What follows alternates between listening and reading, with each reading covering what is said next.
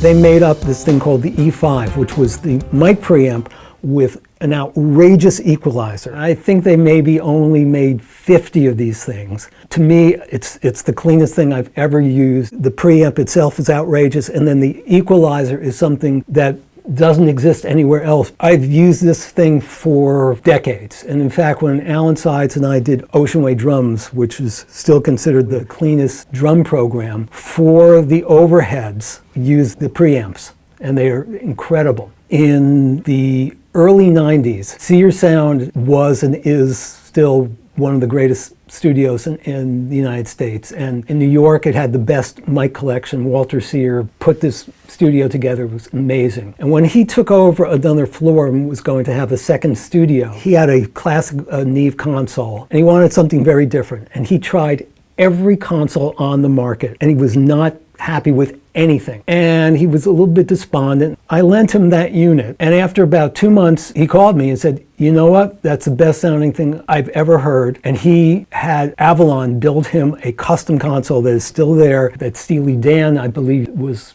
the first customer at the Sear Sound. And so the E5 is the father of the Sear Sound console in New York, which is staggering and probably the most high-end audiophile console, certainly in the US.